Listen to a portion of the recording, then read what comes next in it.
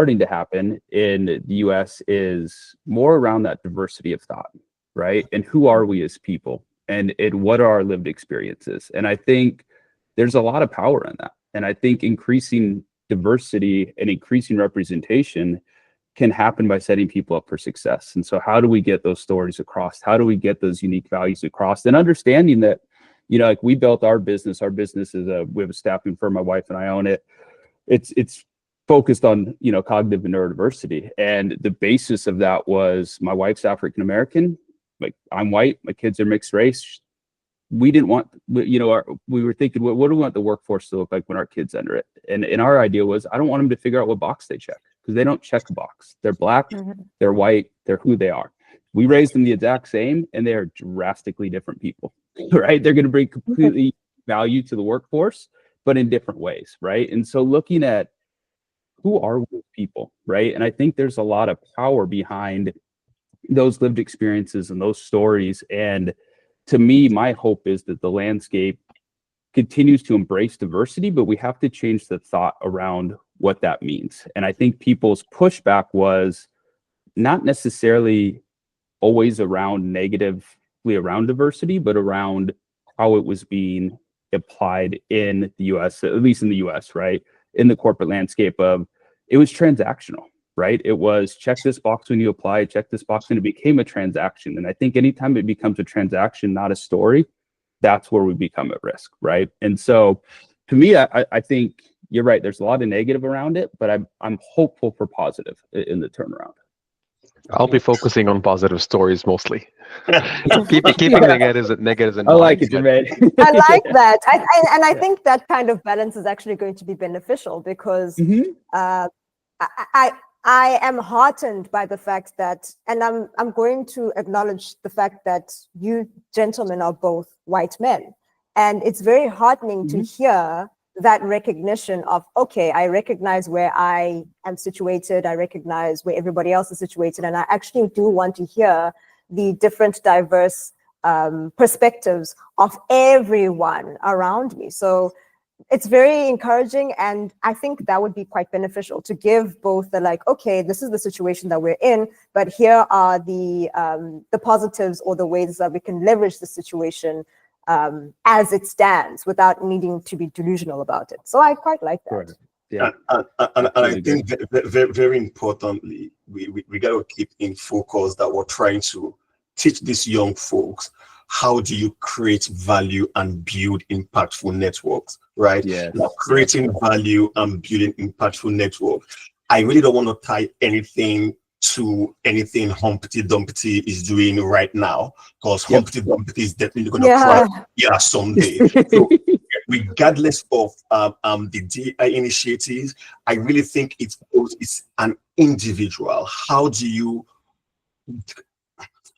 position yourself to give the impression that you are what you say you are, and you would give the value that you say you would give? People may initially be mistrust. Of course, let's expect that some resistance, right? It's entirely up to you to show consistency. By consistent action, break that mistrust and get those networks. I call it a bank. You got a bank account, right? You deposit in that bank. You only withdraw when you need it. But there's only a certain amount you can withdraw. And that's how my network is. If someone says, Charles, I want you to introduce me to Sia. I want to really work with Sia.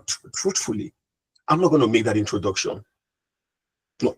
Because if I make 10 introductions, if 50 people come to me and say, introduce me to Sia, and I make 50 introductions to Sia, trust me, Sia will be burnt out eventually if those 50 introductions don't give her value, because I did not screen them to ensure they can give value to Sia, right? So that's how I build the network. I got to screen you. This is my deposit. I want to withdraw from Sia. I need to use this well. So what that helps me do is groom that network before I transfer it to Sia. And by the time the person gets to Sia, so, all right, Charles, I like that connection. The person makes sense. It speaks value. That creates a chain. I've not broken it, but a wrong connection, potentially, Charles again. Let me go look for Jermaine. I'm going to come to Charles later.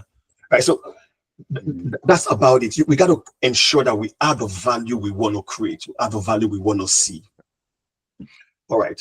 So, ladies and gentlemen, it is 12:05, and I said we're going to kick this off exactly at 12:05. So, Jermaine and guest, Sia, Adam, thank you for joining. This is the third edition of Fireside Chats with Charles. And like I said, I have no clue what I'm doing with this. All I know is I want to get individuals in a room to talk about issues that concerns us. And what is going to be the output of this conversation? There will be a 3 or 4 part LinkedIn article series regarding the output of this. I would ideally give each of you the chance to write one part of it based on the key themes of your conversation, and then do a summary. Or I do the write-up, sent to you for your vetting, because each series will be focused primarily on one panelist. What is Sia's core concern? Human emancipation. What is Jermaine's core concern? I don't care about human emancipation as much as Sia. I want them to get out there and talk to people. So more human connection. And then Adam, I just, it's going to be a blend, right? So each of us have different approaches to creating value. And over the course of the discussion, I would also share some of the tips that I've used to create the value and build the connection that got Sia here as a panelist, the same connection that got Jermaine and Adam here as a panelist. Ladies and gentlemen, creating connection is not a difficult thing. Not just creating connections, creating meaningful connections. These 3 panelists here are testimony of that. Jermaine, I'll let you take the floor. Share your story. Again, it's your personal story. You've got the floor for 10-15 minutes. Again, as this is supposed to be a conversation in the chat, if you want to interrupt Jermaine, say something, raise your hand and speak up. If you don't want to do that, type. And I'm going to ensure Jermaine answers your question. This is a conversation. And yes, I've got Chisimdi here because it's a chat, yeah? Where are your drinks? Where's your coffee? Everyone, light it up. All right, Jermaine, take it away. I should have known. I just sent my kids away with my wife to run some errands. Oh, Could have made this a family affair. It's a family conversation. Everyone is seated beside me or behind me. Thanks, Charles, for the intro. It's an honor to be here today, working with Sia, Adam, Charles, and everybody here on the call. I want to share my story, and Charles know me. I'm a storyteller. I'd like to go through my stories from when I landed in Canada. I currently live in Canada. I left Lebanon, which is a small country in the Middle East, right after 9/11, where there was a lot of random check for any person from Arab nationality, jumping into a country that was completely new to me. And this was just before the 2008 crisis. So I came here to do my studies, and I was hoping to land this golden ticket, the best job ever, just after my university. And then the crisis happened, right? So I understand firsthand the journey of navigating a new landscape, jumping in out of the house for the first time without my parents, living in a new country, adapting to different expectations, different languages, and proving my value in this completely unfamiliar and very cold environment. So I'm gonna just frame the whole thing around something I learned throughout the years. Being an immigrant is not a disadvantage. It's an asset. That's how I like to frame it. Yes, there's a lot of barriers. Yes, there's a lot of challenges. But that's one way of looking at it. The way I like to look at it, I'm an eternal optimist, is that being an immigrant is a competitive edge. As an immigrant in a new country, I can bring fresh perspective. I can showcase resilience. I literally just said it. I landed in a new country, didn't know anybody, didn't know anything, had to explore a whole landscape in a different language, different environment, etc. So I am resilient. I'm adaptable. I have a global mindset.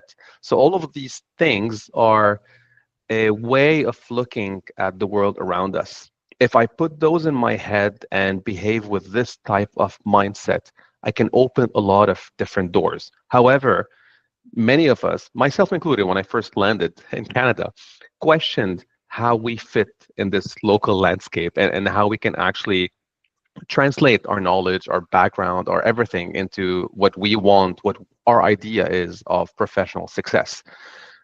Is my international experience ever going to be valued? If I have a medical degree, am I going to be a taxi driver because I couldn't do the equivalency of that degree? I was an engineer when I landed in Canada. I couldn't even say I was an engineer because I wasn't part of the Order of Engineers. It took me a while to be able to work in the engineering field. Will my accent be a barrier, right? Like, I have what I consider being a good English, but I speak English with an accent. I speak French with an accent. When I'm in Canada and I speak French, people think that I come from France. When I'm in France and I speak French, French people know that I come from Lebanon. And when I'm in Lebanon and I speak French, people around me tell me, "You're Canadian. You have a Canadian accent." So it doesn't matter where I am. I know I have an accent. So why am I even letting this be a barrier for me? So I realized something really powerful. The skills that I have, the language skills, my understanding of the international markets, my ability to be resilient, to adapt, to thrive in different environments, those are strengths. They're not limitations. So how can I put those strengths into play and get into starting in a new country as an immigrant professional? And this led me into understanding the concept of value creation. So for many people, again, myself included, when I first landed, like I'm only talking here with years of maturity past what I was a few years ago. One of the first thing I thought of when I landed in Canada was what I wanted. I need a job. I need a mentor. I need opportunities. I need a degree. I need this. I. But the real game changer came when I shifted that mindset into what can I offer? What is my contribution to this country that accepted me? Yes, the immigration process was difficult. Great. I'm done with that. Now I'm here. I can't just stick to that past. What can I offer to this country? And that's when I started realizing. Jermaine, sorry. Yeah, Is sure. that the point where we start accepting jobs slightly below us because you're not asking what can I offer? And in a bit of wanting to offer, you start to kind of devalue yourself a little to find an acceptable starting wrong, right? Is that the point where this happens? So it may be there at that point, but the point of thinking about what I can offer is to help you build your personal brand. If people see you as somebody who's offering your time and offering your expertise and offering all of these things, but at the same time delivering on all of these expectations, you build that credibility. You build that aura around you. You start building that network also. People start talking positively about you. And that's what I did. I was just a student. All I had was time. I had no money. I had no job. I had nothing. I had time as a student. So I co-founded a student association. I co-founded a student federation. I co-founded a church group. I provided low-cost tutoring to younger students or even to my peers in class at university. So I wasn't thinking necessarily about networking or personal branding at that time. I just wanted to help and contribute. But by doing so, I inadvertently built credibility. People saw me as somebody who helped others, somebody who was authentic, somebody who could be counted on, somebody who could deliver results. And that became the foundation of my future professional reputation.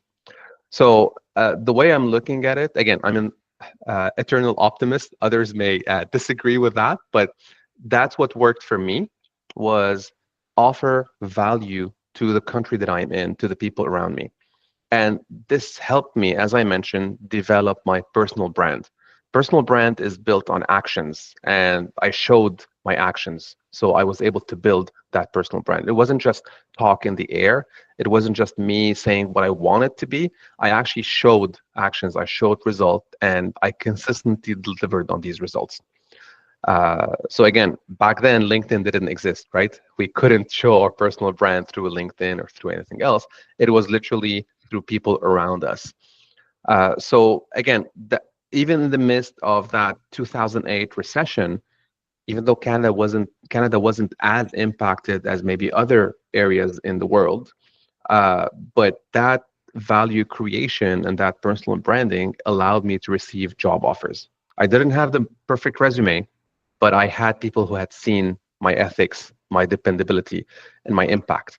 So back to personal branding, it's not just what I tell people what I am, it's what people know what I am based on the actions that I delivered. It's what people talk about me behind closed doors when I'm not even there in the room with them. So this is the personal brand that we can build as immigrants. So again, value creation, create some value, and each one can create value in different ways depending on the stage they are in their career. So I'm talking about when I was here as a student. If you're coming in as an experienced professional with your family, you're creating value maybe differently, maybe by being involved in school, maybe by giving some time on a weekend to an NGO. So different ways of creating that value to lead you into developing your personal brand. And one of the key points that I want to push is the label that we're given as immigrants, right? The title of this talk is Professional Immigrants or Immigrant Professionals or Foreigners or Outsiders. Those are labels that we use, but by I'm going to say there's a negative connotation sometimes to those labels. To those labels, it means I don't have enough local experience, right? That's one of the key points in Canada. You can't find a job or it's not you can't, it's very difficult to find the job if you don't have Canadian experience. People can spend years trying to find a job in Canada until they can check the box of, yes, I have Canadian experience, but it's a vicious circle. How can I have Canadian experience if nobody's able or nobody's willing to give me that first Canadian experience?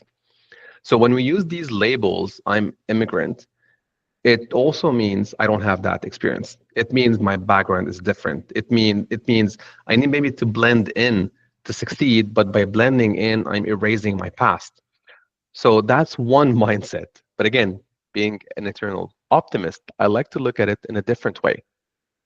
I'm an immigrant professional. It means I may not have local experience, but I have global experience. My background may be different, which means I have different perspectives. I can look at things differently. I can resolve a problem differently. I can come up with different ideas. I may need to blend in a bit to succeed, but at the same time, I don't need to blend in too much because I'm bringing in my own colors, my own touch, and making and enriching the organization that I'm in. So there's a lot of, again, back to the mindset that we're looking at things. The labels we're given, we understand them and we let them impact us based on our mindset. I'll give you a small story here that I read a few days ago on LinkedIn. A student once walked in the class and their friends, just playing a prank on them, stuck a paper on their back that read, "I'm stupid." Okay? Basic kids pranking each other in class. The classmates laughed at them. The student didn't know that they had a sign on their back. And then the teacher asked them a tough question that nobody else could answer except for this student who confidently walked up to the board and solved the problem. Now imagine if that student actually knew that they had a paper on their back saying, "I'm stupid." Would they have had the confidence to actually step forward and resolve the problem? And this is exactly what happens to many of us. We take these labels that society puts on us and we internalize them negatively and we let them hold us back. When what we can do is, or what we need to do if we shift our mindset is take these labels, redefine them on our own terms, and make them that global experience, that resilience, that unique perspective, that whatever you want, that positive thing that you can offer to where you are, to your community, to your job, to your whatever. So high level. We would come to you. I promise 10 minutes. My time is up. To give us a flair, and then we're going to go around questions because there are lots of things I've penned down. Although I've got an AI taking my notes, I still like doing my things manually. So always when you see me looking down, it's a note and a pen. I need to do this manually to stimulate that brain to hand interaction. All right. And Sia, I know you'll be looking at this from a slightly different perspective. Now, you're uniquely positioned, right, to talk about this from your perspective. Like you said during the introductory section, you're young, you're black, and a table shaker.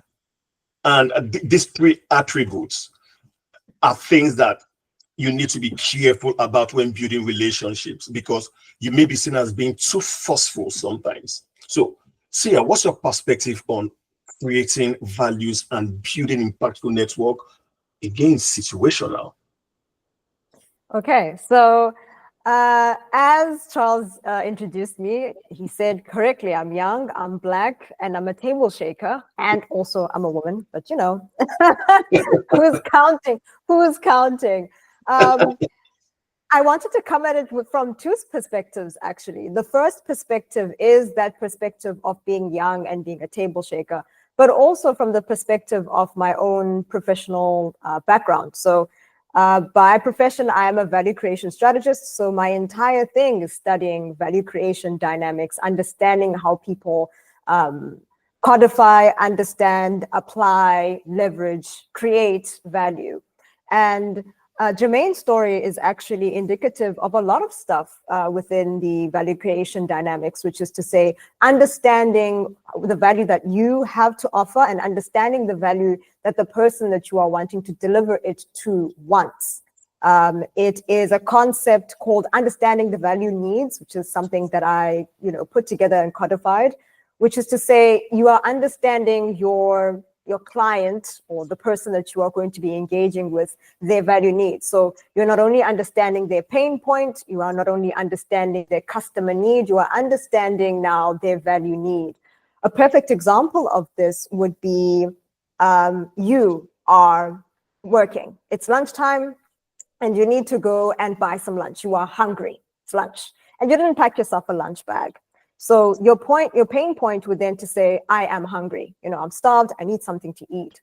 Then you have on top of that pain point, you've got a customer need, which is to say, I need to eat something that's filling, but that's not going to be too heavy because I still need to get back to work. Yep. And then in uncovering it a little bit further, you understand, oh, wait, I've got a value need. And that value need is I need to eat something, but I also need to get out of the office and sit in a comfortable environment. So within the context now of the professional who's wanting to now meet the needs of the people that he or she or they are wanting to now work with, understanding the person that you're going to be engaging with, whether in terms of building a professional network or positioning yourself as a prospective employee, you need to understand that person's value need.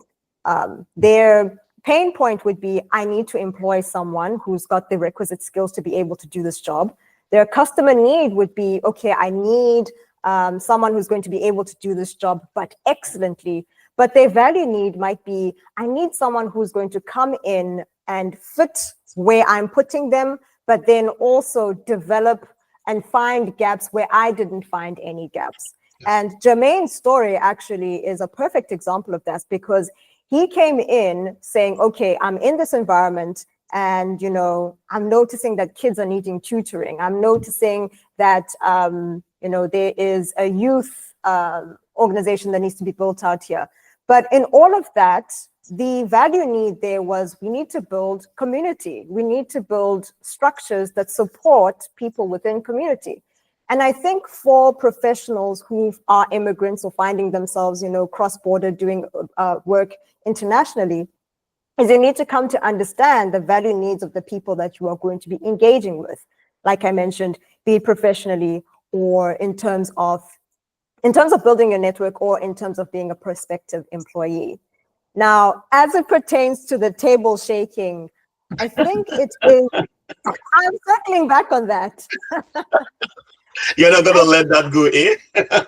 No, I think it's important because most of the time, immigrant professionals or people who are coming in from different countries find themselves in a really uncomfortable cross point, right? They don't want to kick up too much water or kick up too much dirt to, put a target on their back to say, I'm not from here, or, to make themselves almost like a hot spot, so to speak. So you find that others may deal with that by, diminishing themselves or making themselves small or taking on too much or not wanting to kick up water or not wanting to rock the boat too much. And in some contexts, that is beneficial. You know, you're kind of wanting to do as much as you can to make the working experience as uncomplicated as you can for yourself. At the same time, one must be cognizant that you are not, you know, undercutting yourself, which is not to say that any immigrant professionals by default are going to be undercutting themselves. But especially now in the time frame that we find ourselves in, and we're not going to speak too heavily on that, there will be people that are going to want to take advantage now of the fact that not only are you a qualified person, you are a qualified person, but now they want to kind of stick your nose in the dirt because they think that they can. And it's important to learn the skill of being able to adequately and effectively advocate for yourself, be it yourself in your individual capacity or building networks that allow you to lean on them for support when you are advocating for yourself. So that's a thing that I think would be truly beneficial, you know, understanding the value needs of the people that you are engaging with, understanding what it is that you truly can offer, positioning yourself in terms of what it is that you have to offer, getting a nice exchange going, but also recognizing when it is beneficial to get up from the table or the negotiating table and advocate for yourself in a way that is meaningful. So that's from my experience. I myself am not an immigrant. I am South African, lived in South Africa my entire life. So I don't quite have the experience of having been, you know, a professional who worked in another nation, but I can sympathize in the sense that I can see how difficult it can be as a professional coming in to now have to deal with these things. So that's the thing that I would suggest, that I would think would be beneficial. I would share a lot of my own personal stories because, like Jermaine, I'm also an immigrant that landed in 2016 to commence my PhD. And I know when I came into this country, I had a specific goal. It didn't matter that I didn't have no contact. LinkedIn was not a thing then. So there was no way to actually build your social media presence as opposed to how we have now. And lots of folks have kept asking, Charles, how are you building?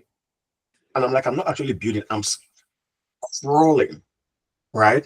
Now, it feels like that at a point. And for most immigrant professionals, it's going to keep feeling like that for a while. It's going to keep feeling like we're crawling.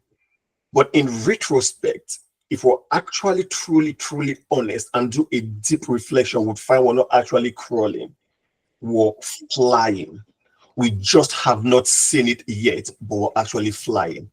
Why do I say this? I'm going to share some personal stories when we get to the round robin stages. Adam, would like your take on this before we start taking the questions. Yeah, definitely. So I'm like, I'm not an immigrant, born and raised in the US, but work with people of different cultures, different backgrounds every day. And my experience comes more from kind of the workforce side of things, right? And so my career has been twists and turns the whole way. And that is all attributed to my network. I started my career owning gyms of all things, and then shifted into the tech world, grew startups in the tech world, now own my own business. That all comes from my network and building relationships. And all of that, every one of these roles, every shift, every twist that I've taken has been attributed to the relationships I've built. And so I was always, I'll never forget, my dad told me always growing up, it's not what you know, but it's who you know, right? He was big on getting education, get your degree. It's not what you know, but it's who you know. And as I've matured, as my career's gone on, and I've kind of thought about that statement over and over again. My problem with that statement is it implies you're always asking of something from someone. You're always trying to look for somebody to give you something, right? You're relying on somebody to give you something. So I've kind of adapted that philosophy to, it's not always what you know, but it's who knows you, right? What's your story? Who knows your story? Who knows about you? Who knows your unique strengths? And I think talking to, my passion is helping people get their stories across, right? Setting them up for success, putting them in environments where they can thrive, and really putting them in positions where we can increase diversity by putting people in positions of success. And I think really to get your story across, you have to be willing to let people know you, right? And I think when we're in uncomfortable environments and when we're in positions where maybe we aren't confident for whatever reason, whatever our lived experiences aren't have been, we have a tendency to put walls up. And I encourage people to build bridges, not walls, right? What about those lived experiences? What about those unique attributes you bring to the table that bridge the gap of the needs of where you're trying to go, right? And the value you can bring to people. And I think, Jermaine, to your point earlier about being an immigrant, there's very unique skill sets that you bring to the table that you can put out there. You have cultural intelligence, you have adaptability, you have unique perspectives, unique lived experiences, cross-cultural collaboration. There's a ton of things that as immigrant professionals, you provide very unique value. But if we build walls because we're uncomfortable, nobody's going to see that unique value, right? And so to me, my whole philosophy has always been, who knows you, right? What story are you putting out there? What are you willing to give people in order to let them know who you are and the unique value that you bring? And I think, I am a firm believer that we are all unique, regardless of where we come from, where we are, cultures, etc. Every one of us, based on the foundation of neurodiversity, that we all think differently, and that's something that AI is never going to replace. I was diagnosed with ADHD when I was 12. I realized early on, like, my brain just works differently, and I can tell you right now, AI will never replace my brain. My wife will tell you it drives her nuts, but I'll look in the corner of a room and I'll see a fly, and it'll remind me of this, it'll remind me of that, and all of a sudden I have an answer, right? But that's the thing that I think is, in the right environment, very valuable. In the wrong environment, it's not successful. But I think we all have unique attributes that we bring to the table that need to be celebrated and put across, right? And so I encourage people, when you are breaking into a new role, you're breaking into a new company, sell your story, not your resume, right? Because a piece of paper is never going to tell you who you are, right? It's a 1-2 page piece of paper. It inherently is going to create a bias. It's not going to tell people who you are, right? Get your story across, not just your skill sets, right? What are your strengths, not just the skills? I think too many times we look at CVs as a way of putting in a box what we've done.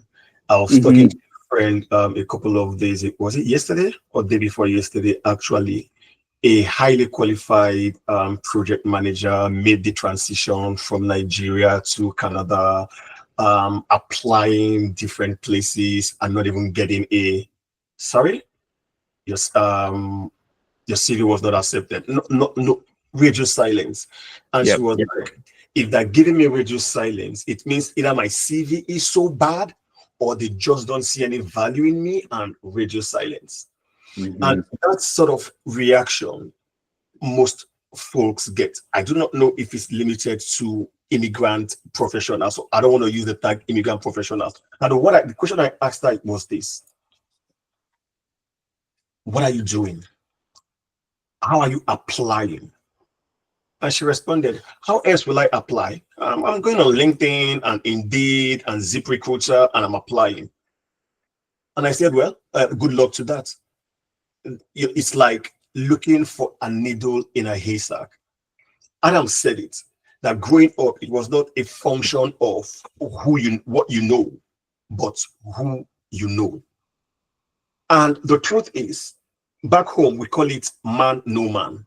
That somebody has to know you, to refer you, for you to get employed. We call it man, no man. But the truth is man, no man wrong? Adam, Sia, Jamin, is man, no man wrong? I don't think it's wrong, but I think there's different viewpoints on it, right? And that goes back to kind of your point of who you know. But I go back and I push against that kind of table shaker, Sia, against that of that again applies that you're needing something from somebody. And it's okay to ask for help. It's okay to build your network. But I think to Jermaine's point, when you base it in the value that you give and the value that you put out there, you're going to get back way more, right? And so I think you have to base it on the fact that it's not what you know, but it's who knows you. Who knows you for the value that you bring? Who knows you for those unique intangibles? If I need a project manager that has a unique perspective, that brings, a unique cultural intelligence to the table, who am I going to think of, right? And when I see CVs all the time, it'll say, project manager with 10 years experience, blah, blah, blah, and it's such a templated corporate thing that there's nothing that's going to separate your unique value there, right? And I think it doesn't matter who you know if they don't know you. That's when man no man comes in, because you just said there's nothing to separate my unique value. But guess what? I've worked with Jermaine, and Jermaine is the man I know that knows you.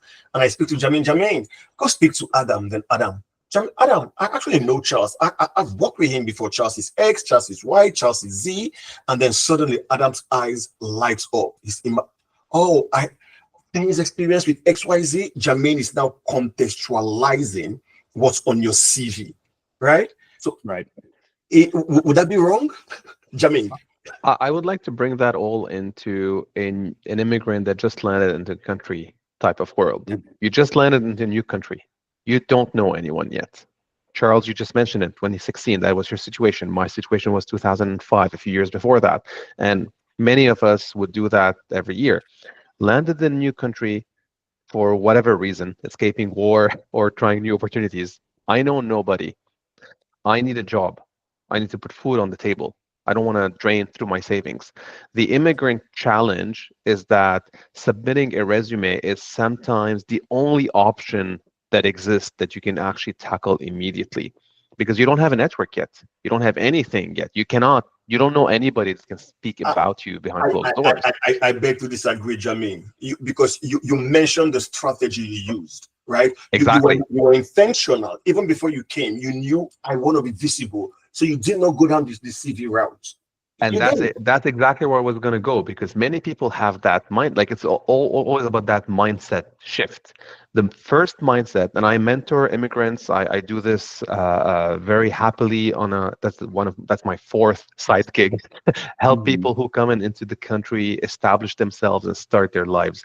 And most of the times, that's the same thing they tell me. I'm submitting my resume. I'm not getting any answer. And my response to them is, I have never gotten a job by just submitting a resume. Nobody in my circle of my big network has ever gotten a job through submitting a resume. That whole resume submission thing is a myth, in my opinion, in today's world. It doesn't help you get a job. Now you're shaking the table, Jermaine. You're shaking. This is the shaking. Do we have any HR professionals here on the table? Yeah.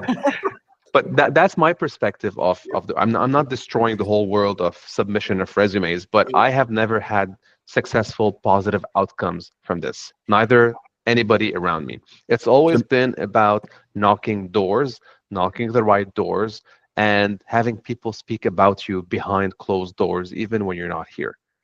So how do you build on that? Jermaine, I want to reiterate that.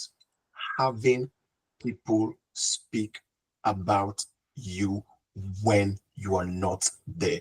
It is the first time this particular statement in one form or the other has been mentioned by either one of the panelists. Have people speak about you when you're not there. That is key. How do you do that? For different people, it's different. Sia would have a way. Sia, Jermaine, I'll come back to you. What are some techniques you would employ to get people to speak about you when you're not there? Oh my goodness, this is my favorite question because I live this every day. My reputation precedes me all the time. I promise it's not scripted. I promise it's not scripted. My reputation precedes me all the time. And I think it's more because of my character trait. But to circle it back in terms of it being a skill now, I think it's really important to get comfortable with talking to other people. I find that my extroversion, just as a quality trait, as a character trait, has helped me enormously to get my skill or my skill set out there. Being comfortable with speaking about myself, speaking about my work, speaking to people, and not necessarily in a way that's like, let me sell myself. Oh, let me talk about the fact, value innovation, value creation. Oh, I'm a strategist. But getting comfortable with the notion of just talking to people and engaging with them and finding areas of overlap, be it professionally or non-professionally, actually. And I would encourage people to start finding areas of overlap with the people that they're talking to, with the people that they're trying to build community and network with, not only in terms of what is our overlap in terms of our professional aspects, but what is our overlap or our, engagement non-professionally, right? So if I'm meeting Adam, and by the way, the light has completely changed. It is now sunset. Yeah. It's dark. I'm going to finish my point, and then I'm going to change up my setup so that I'm better lit. So, for example, if I'm speaking with Adam or Jermaine, I've not met either of these gentlemen at all. It would be best for me to introduce myself, to be like, oh, hi, I'm Sia, I'd love to get to know you as a person, getting to speak to each other, or learning the capability of getting to know a person beyond their professional, face, and engaging with them. I love the story, the point that Adam raised of like getting familiar with your story and telling your story as opposed to reading off your resume.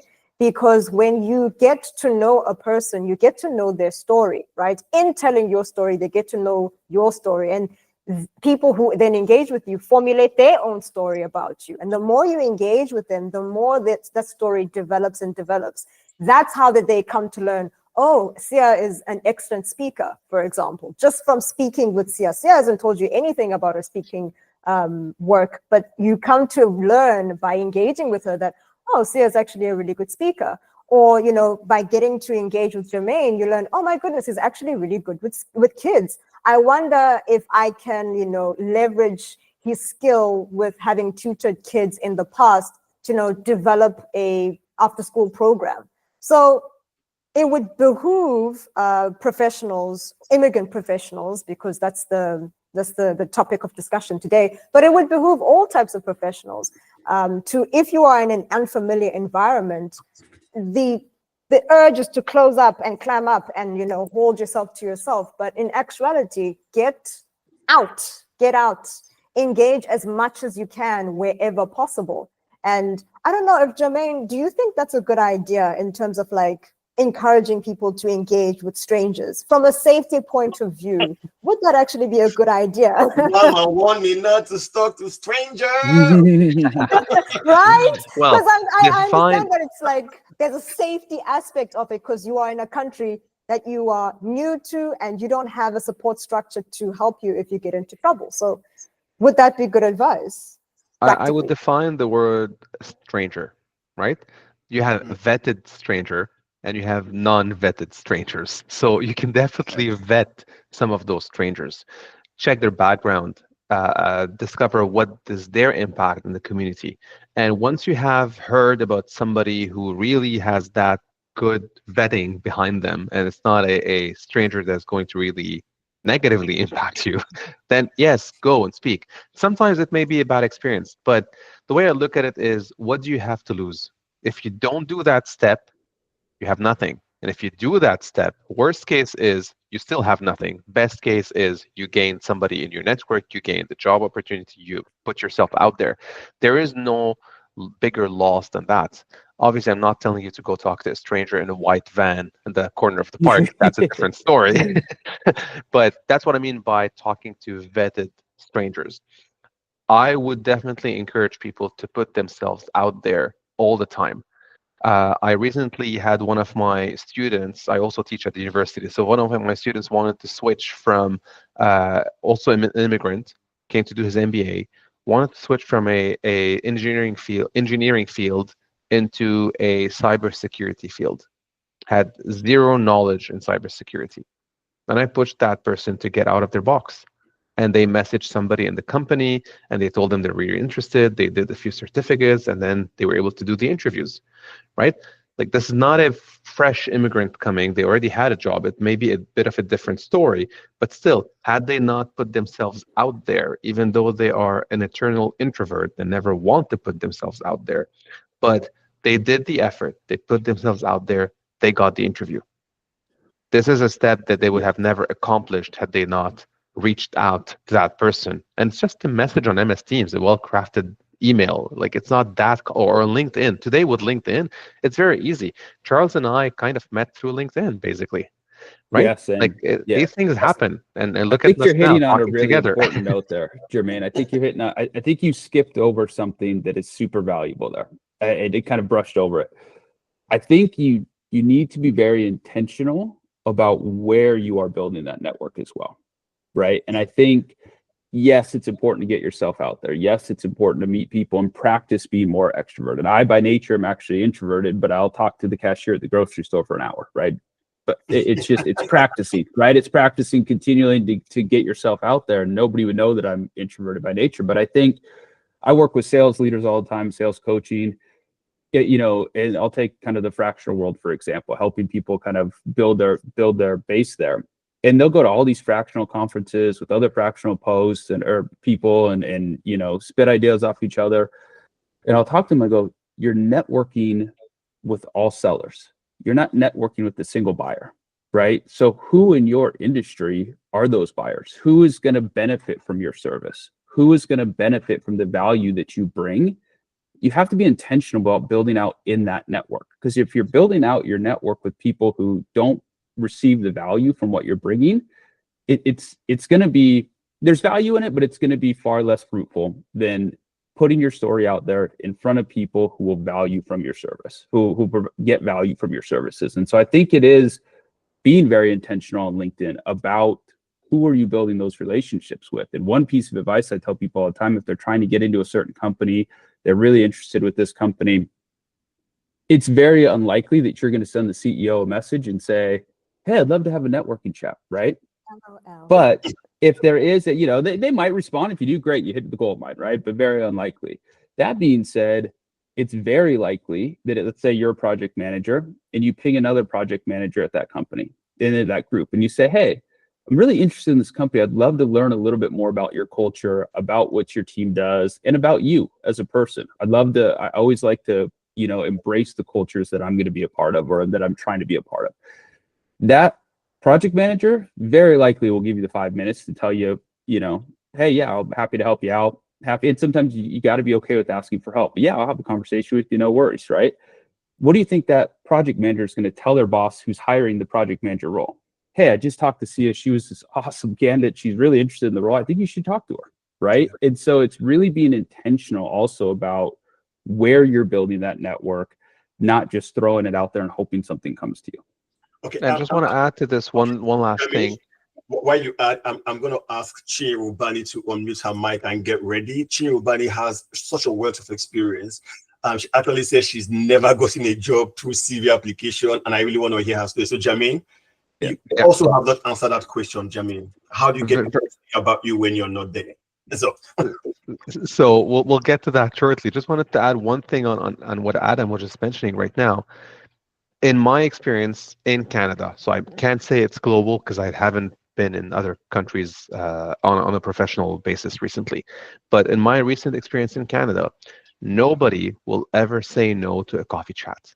If you message anybody randomly on LinkedIn with, again, a well-intentioned message, as Adam mentioned, there are very good chances that you'll actually get that coffee chat with that person 100%. that you want to speak with. I have never been refused a coffee chat, and I have never refused myself a coffee chat when people I don't know reach out to me.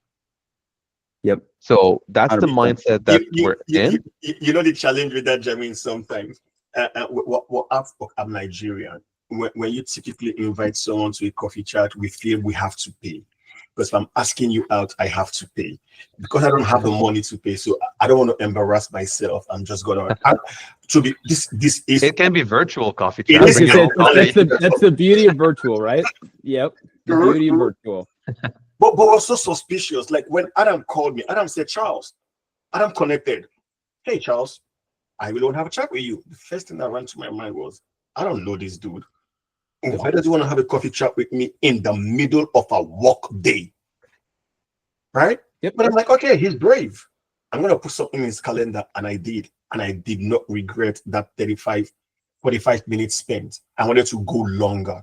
But I've been in Canada for 3 years. Before I started these fireside chats, I didn't have the courage to say, let's just go have a conversation. I did not. Not because I was shy, but it was out of my comfort zone. I could be seen as very bold, but it was totally out of my comfort zone. How do I now start building connection? I took a different approach. I could hide behind the screens of the computer. And Jermaine, you want to be a friend? If he does not reply, okay, you didn't see me, no time wasted. I lick my wounds. It was easier for me to deal with rejection virtually than deal with rejection physically. And that affected me. But again, it was me. We really need to find out what works for us, because it may not be what works for the next person. Jermaine? Yeah.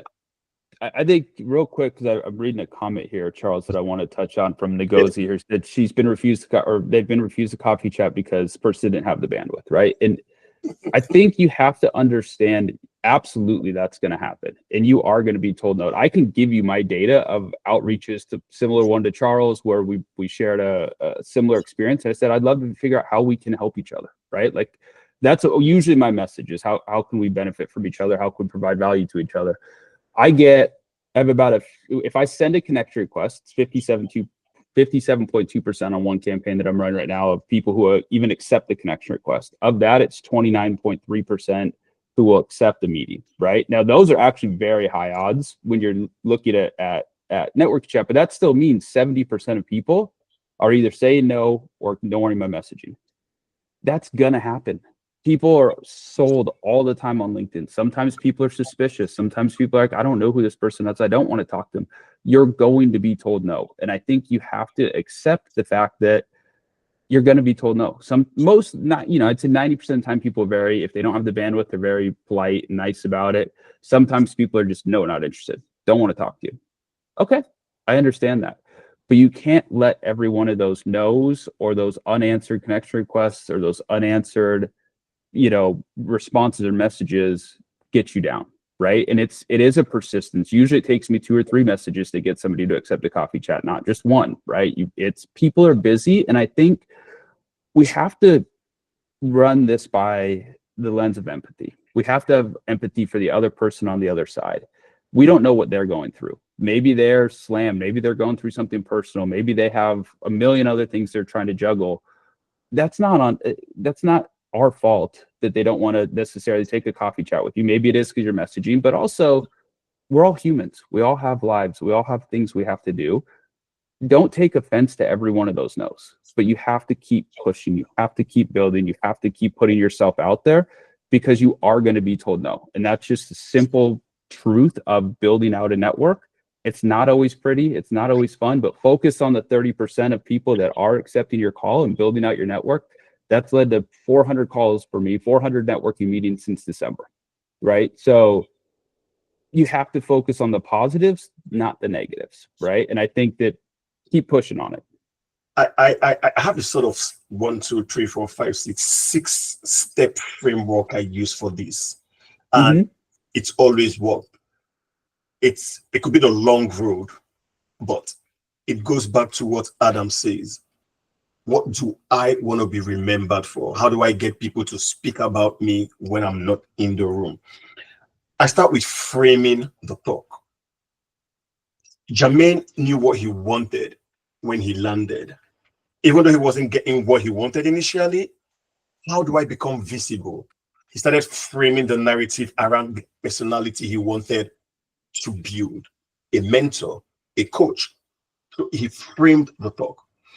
If we do not put a frame, boundaries, not sort of boundaries around what we want to be remembered for, what we want to be known for, our niche. If I call Sia, she talks about value, the value proponent. No one needs to go think about it before they know what Sia talks. And Adam is all about workforce integration. Jermaine is a lifelong coach or learner. This is his niche. So you got to frame that niche and stick to it. Then after you frame it, it's in your mind. You got to talk it. Now, in talking it, most folks will not believe because people hear BS every day. After talking much, you got to work, WORK, put some action behind your talk. Oh, Jermaine framed. He said he's a mentor. He talked it. Now he's actually working as a mentor. After you walk the talk, you walk the talk. That's when you start giving back. You start mentoring those looking for help. Just like Jermaine's mission is, my mission is, Sia is. How do we help others? How do we put together forces of nature, right? To ensure that we are a collective force. You work. You're building intentional networks. You're mentoring, you're coaching, you're being mentored. And then you got to improve. What aspect of my career do I want to pivot on a little bit? What new facet do I want to talk about to keep it dynamic, to keep it fresh, to keep it engaging? And then you market it. Everyone needs to know what you're about. Now, this step, this process, it may work for some, it may not work for some. But if you frame the narrative, it's how you want people to address you. That's how they will address you to a certain level. So how are you framing how you want to be addressed? That's the question I asked. Jermaine, let's take you back a little bit. In your career, I know you've faced setbacks, right? What are some of the setbacks you faced? And what are some of the opportunities for growth you took from them? Were all the setbacks positive? I know some setbacks are heartbreaking. I want to hear about those ones that kind of broke your spirit a little, and how you bounce back if you use your network, which is what it's about, the support system. How did you leverage that support system to bounce back? I would say the biggest heartbreaking realization in Canada was noticing that the field that I was specializing in had no future in Canada. Let's start with that. So, I'm not sure if you know that, Charles, if you look deep enough into my resume or my LinkedIn profile, I have a master's in biomedical engineering. There is no biomedical engineering company in the Quebec, in Montreal, or in Ottawa. They're all based in Toronto, and they're all mostly sales branches of their headquarters in the US. So I don't want to move to Toronto, and I don't want to move to the US. My family is between Montreal and Ottawa. That's where I want to be. But that's the field that I had selected before even coming to Canada. So what do I do? Right? Do I scrap my career, start from scratch? Do I pick up the scraps and try to do something? Do I take a step back, move to a different field, move forward? Again, a lot of these questions were basically heartbreak questions, because they were like, why did I spend so many years studying in a field when, by the way, I was accepted in medical school? Like, why didn't I become a doctor? Why did I do this thing that I wanted to do, that I love to do, but I ended up in a country, because I was fleeing war in my native country, I ended up in a country where this thing has no future, or no future that I intend to have, right? So how did I get out of that? Through education. So keep reinventing myself, keep educating myself, never stopping that education framework. So I went and did an MBA, and that MBA opened a lot of doors for me. It allowed me to expand my network.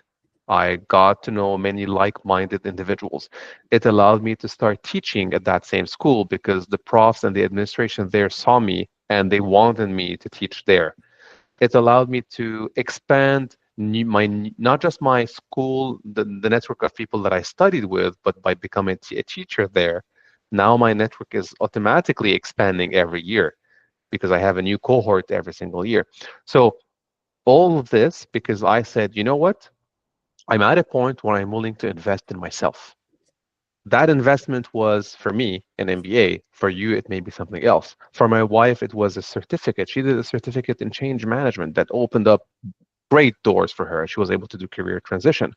So what is this one thing that allowed me to get out of it? Was take a step back, look at what do I want to do? How can I get out of this cul-de-sac, this barrier that I'm in, and jump again? Yes, it took me 1 year of setback. So I did have to pause 1 year on my career progression. but I was able to catch up on it very quickly. For some others, it could be we're switching a job, going to a different industry, and maybe taking a step back because you're no longer moving at level. You may not have that experience anymore. Maybe a small step back that is acceptable, and then to move again and push again. So different ways to deal with this, but that was something that really taught me that I should always keep stay in constant education, reading books, being on these type of talks, talking with other people, joining groups basically to discuss topics, whatever you want, whatever makes you happy, uh, hearing podcasts, anything works. Just continuous education to keep your horizons open and not have closed doors. Yeah, I think you said something awesome in the comments, actually, Jermaine, where you said, frame your niche, but don't be afraid to evolve it.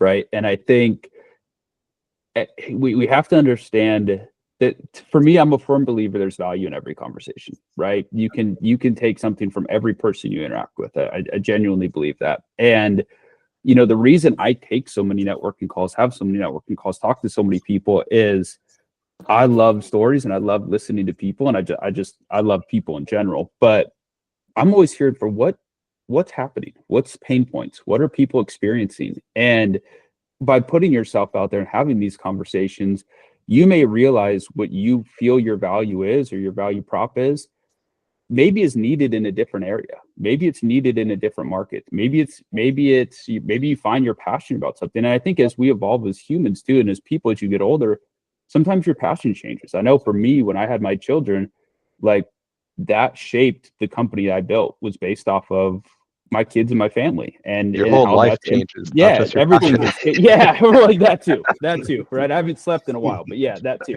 And, but I mean, you evolve as a human, and as you evolve as a human, so do sometimes your passions, so does how you frame your niche, and sometimes your niche can evolve, it can change. And like I said, I went from owning gyms to now owning talent acquisition companies. Yeah. Hold that thought a little, right? You've talked about niche. Yep. How can we ensure that that niche is our unique contribution, the unique value we bring, right? So Yeah. that's so. Let Apart from me creating that niche, how do we ensure that that niche we've created is seen and felt by those that need to see and feel it to give us the visibility and the reward that we need? That's a totally different challenge in its own. Totally agree. And I think you have to first do the self-reflection to understand what your strengths are, right? What are your strengths? What is your niche? What do you bring to the table? And then I think you've got to do the, like Jermaine's point, do the research, do the education, keep learning, and understand what environments that niche or skill can cross over into, right? So I'll talk to people all the time who maybe their background has been finance for the last 20 years, right? And like, yeah, I'm thinking about something different, but I don't really know where it crosses. Well, have you looked at the airline industry? Have you looked at other, like, very regulated environment, right? You understand regulations, you understand, very strict guidelines. Where does that cross over into other industries? Where does that experience that you've been in these unique environments cross over into other things? And I think the more self-aware you become of your niche, the better you become at translating that story into value in multiple different areas. And I think that's the piece. Is when we use the term niche, sometimes that feels to me like a narrow alleyway between buildings, right? You're stuck in this one narrow lane, right? But I encourage people to take that niche and look at how applicable can that niche be across any industry, and like, where can you add value in multiple different areas with what you specialize in. And so I think you've got to be, first and foremost, very self-aware of what are your strengths and what is that quote unquote niche before you figure out where you can apply that. Let's take Chinero Bani. If you're still with us, I would like to hear your thoughts. As an immigrant professional, how did you get ahead? Because your career is an impressive one, and you just confessed on this call that you got there not through submitting CV. So Chinero, please, do you want to share part of your story with us? Yeah. Hi, everyone. Hi, Chinero. Charles, always putting me on the spot. Oh, yes. Okay, so yeah, amazing conversation. I've just been here listening. I thought I would just be a fly on the wall and just listened. Not Okay, on my so course. so when I came into this country, yeah, back home, I'm from Nigeria, and we were such busy professionals, my husband and I. And when we made that decision to come to Canada, I did my research. I was working with a consulting firm. We're into financial and economic consulting, and I was also heading their subsidiary. So I just felt okay going to Canada, easy peasy. When we get there, there must be something. But I did my research and I identified business analysis and project management as in the IT field as um, a job of the future, right? So we keyed into it. My husband and I, we did some training even back in Nigeria before we landed. When I got here, honestly, I didn't want to work for the first few months because I felt like, you know, I was so busy back home. I wanted to have some time to, you know, uh, spend some time with my children, walk them to school, just be a mother. So, and my husband got his job in the first 2 weeks. So honestly, that kind of biased me, and I felt whenever I'm ready, there'll be jobs out there, and I was wrong. That he got his job in the first 2 weeks was just God's grace, right? So when I was ready, I started throwing out my resume, and few months later, I started panicking. I'm like, what's happening? And but while I was doing that, I wasn't just sleeping. I just started volunteering with IIBA because I was interested in business analysis. So that was where I started engaging. Because gradually it dawned on me that Canada is all about networking. Like we've been saying here, who do you know and who knows you? So I started engaging with other professionals in that field. Honestly, when I was doing this, I was still thinking that whenever I was ready, the jobs would just be there waiting for me. But like I said, when I now started putting out my resume, yeah, it was radio silence. I just didn't hear anything back, and at some point it started getting to me. But what did I do? I took my exam, my CBAB, and I passed. And I wasn't doing anything, like I said, and I was just one day in the bathroom, and I just kept hearing this voice in my head. Start a class, start tutoring others, start mentoring others. And I want to say something. There is something that some of us forget. When that label, I think someone mentioned here that label immigrants, sometimes it kind of dampens our skills or It's a weight on its own. It's yes. a huge weight on its own. Exactly. It seemed like I'd forgotten who I was back home. And because when I was having that idea to start mentoring others and teaching others, I was there questioning myself. I'm like, "Oh, you don't even have a job. Who are you to even, teach others, right?" I started having those doubts. And I reached out to people I had network with while I was volunteering with IIB, and while I was also on my journey to get my certification. I reached out to a few of them, like, this is what I'm trying to do, but I don't think I have the courage. you know Looking back now, I'm like, God, you just forgot who you were. I had to remind myself, and that's when I started a tutoring um, session to. And what did I do? Another thing I learned was how powerful LinkedIn is.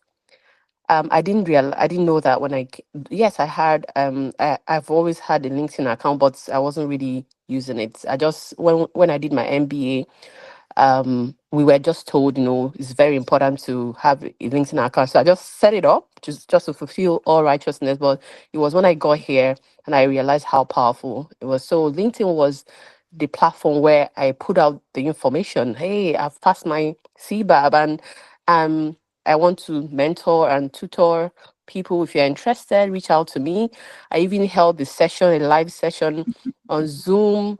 People from Australia, all over the world joined. I couldn't believe it, because I held that session prior to starting those classes. Guess what? Another thing I want to say that people don't realize that when you're also looking for something, you also have to give back. All these things I was doing, it wasn't like a calculated step by step framework like Charles. I didn't have all that. It was just, I was just moving.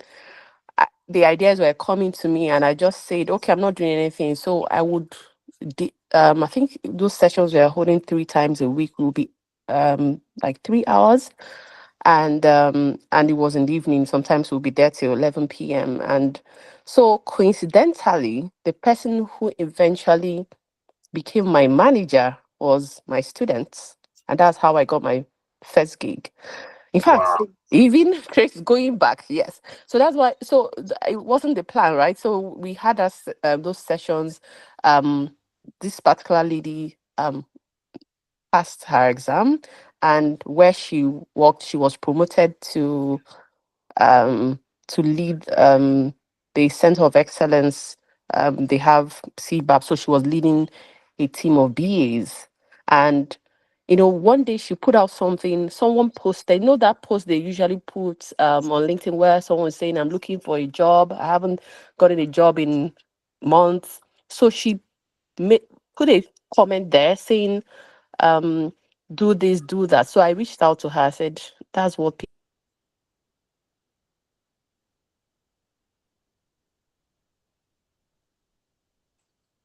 Did we lose her?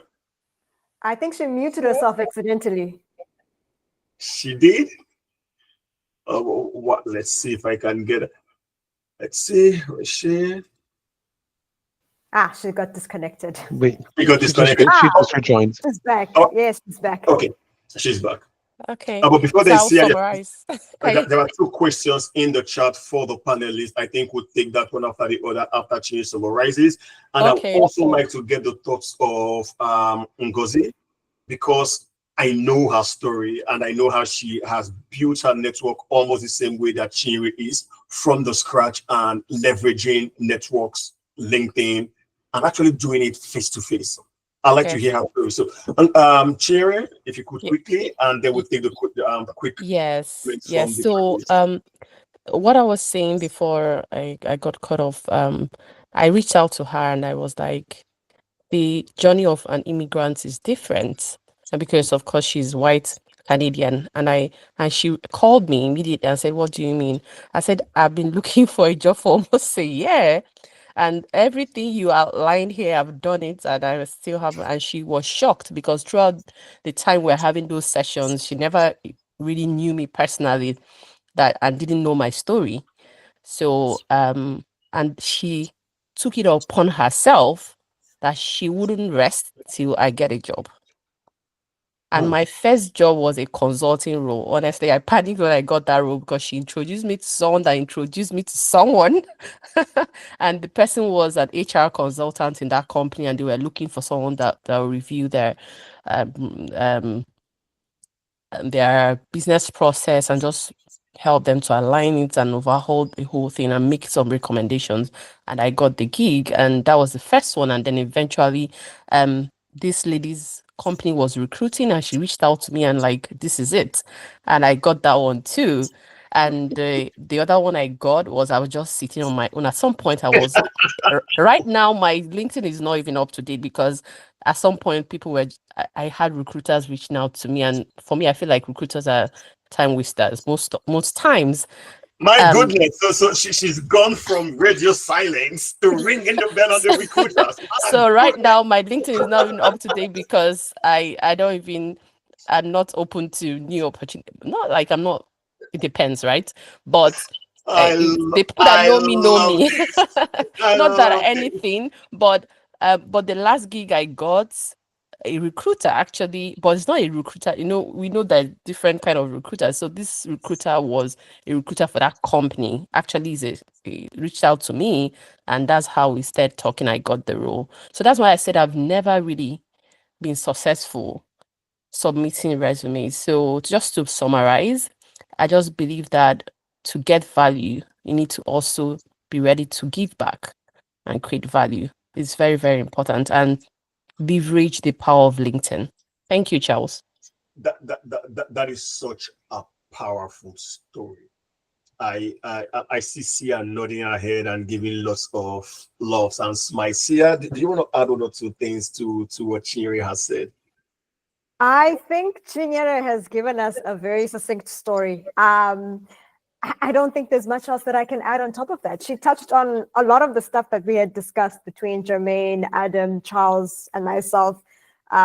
She touched quite effectively on understanding the value that you have to offer and understanding the value that the person that you are approaching is requiring. And to now answer your question in the chat now, Charles, you asked that I introduced the concept of value needs in the professional and networking space and employment, and how can professionals especially identify, effectively communicate their unique value to their potential employers and networks. And I love this question because it centralizes all the work that I do.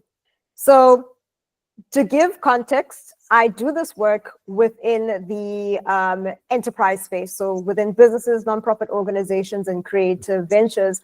But these same principles are absolutely applicable for professionals looking for work as well.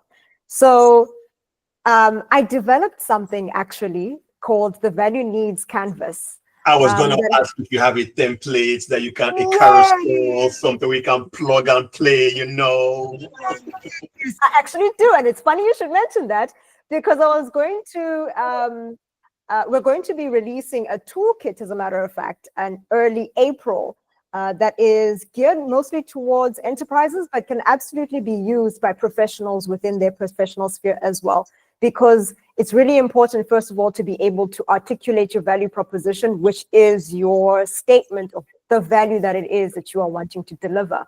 It's absolutely pertinent for enterprises as well as individuals to be able to identify that unique value that they have to offer. But more importantly, or at the same importance, because you've kind of got two hands, two eyes, two ears, you can hold two concepts at the same time. It's important.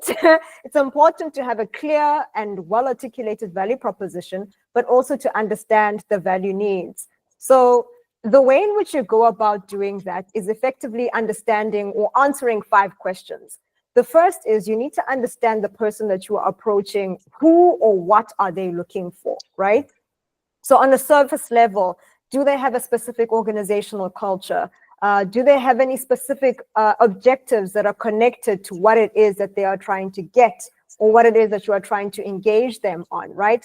So for example, if you are a professional and you're looking to land a slot or a job within a particular company, Adam's idea or Adam's approach, which he mentioned earlier, which was to approach a project manager at the same level as you, that is an excellent way to understand, you know, the internal company culture, who it is that they're looking for, getting that insider's look of what exactly they're looking for, right?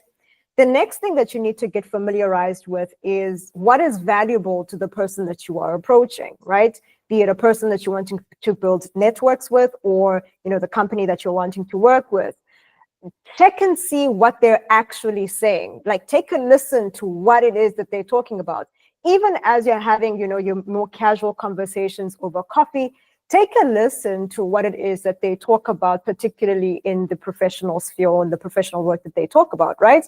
Is there an overarching mission that they are seeking to strive or achieve in the work that they're doing, or in the slot that they're trying to fill, or in the slot that you are aiming to fill? And most importantly, is there a frustration or a problem that they're trying to solve?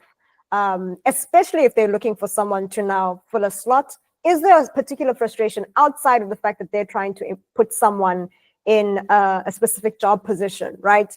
Yeah. Other than the fact that there's an empty slot that we need to fill, what other problems are connected with this empty slot that they are not necessarily communicating, or that they might not have even been aware of, right? Number 3 is check out who or what they tend to go for, right? And this is circling back to Adam's point of getting a good idea of the culture, the organizational culture, right? But not only the organizational culture, understand the people that they engage with, either professionally, in the personally, relationally, notice if there are any patterns in who they engage with, right?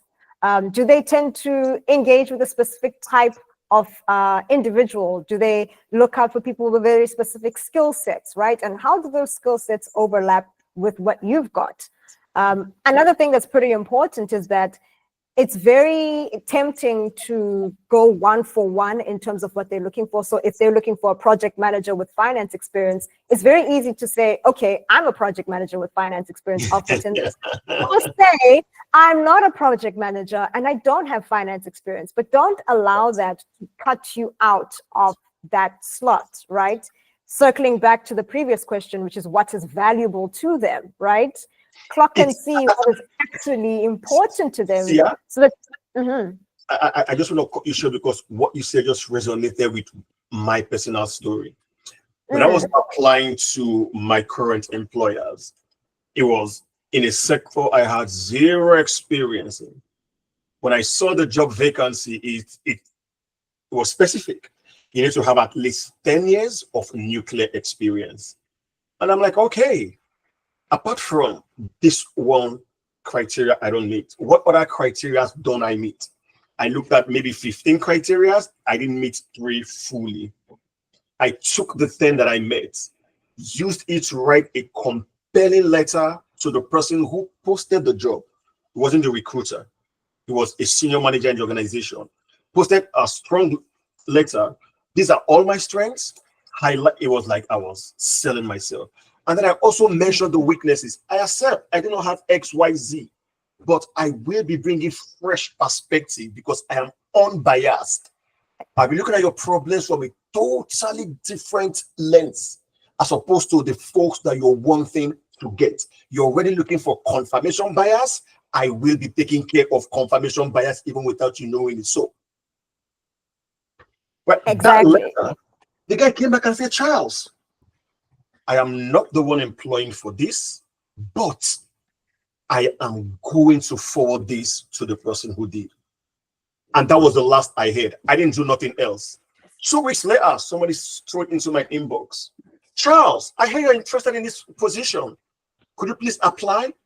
Just like my wife would say, you don't know the struggles of Black immigrant because you've never struggled for a job or you've never applied for a job. You just, you get it. That was how I got the job. I did not self-defeat. I did not self-reject, even though I knew I didn't tick the boxes. Guess what, people?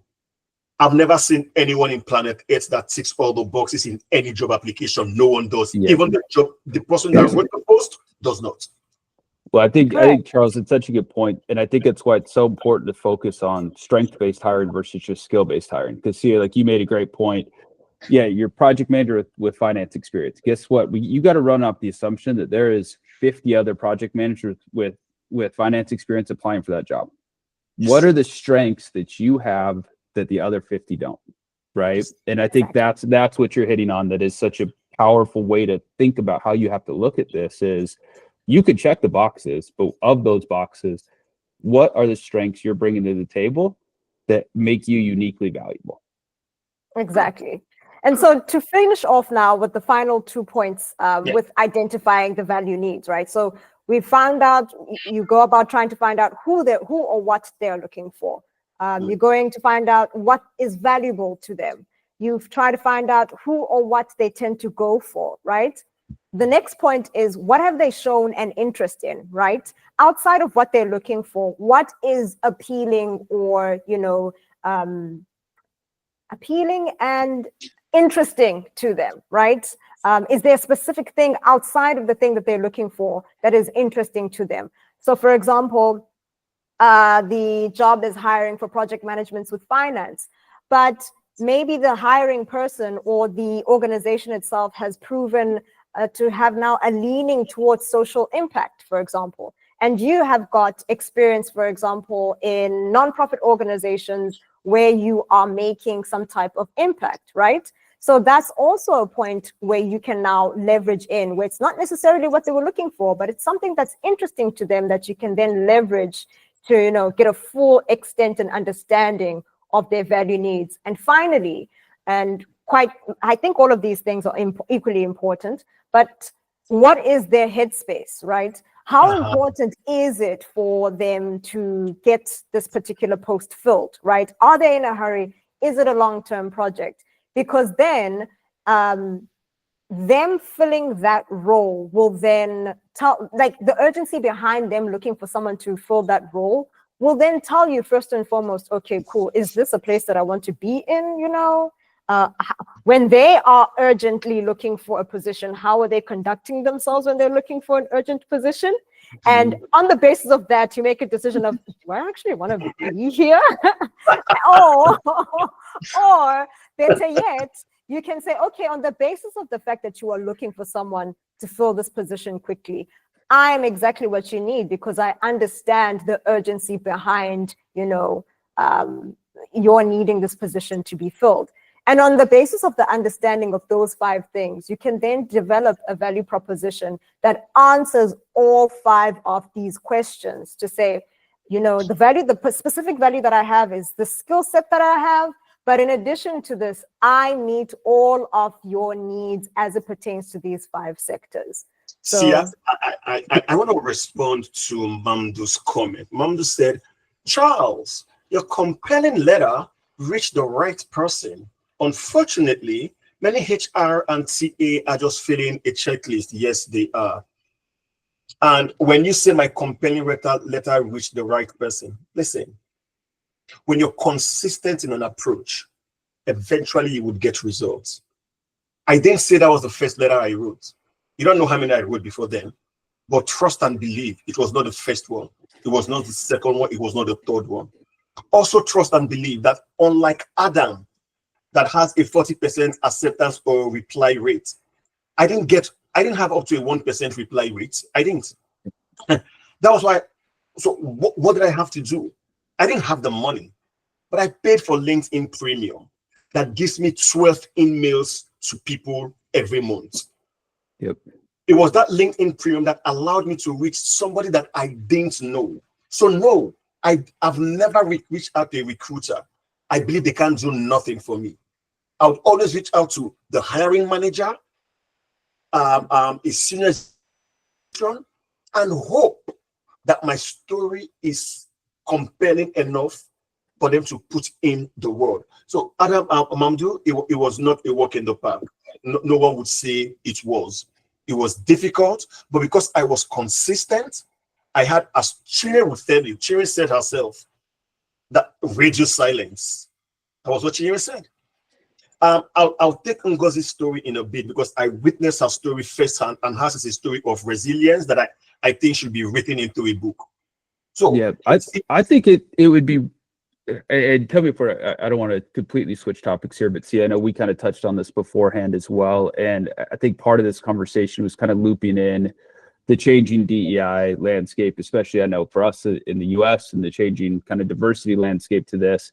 And I'd like to share one thing I've kind of seen, and it touches on this conversation, is the move of companies and corporations that I talk with that have shifted towards strictly skill-based hiring because it's quote unquote equitable, right? And so I'll talk to VPs and I'll talk to managers all the time, and they'll say, yeah, we only focus on skills because that way it's fair for everyone. Well, it's fair for that for the one subset that fits that environment, but also I'll talk to manager stakeholders who I'll ask them, what's your interview process? I say, well, we keep it fair we keep it the same for everybody so that it's fair.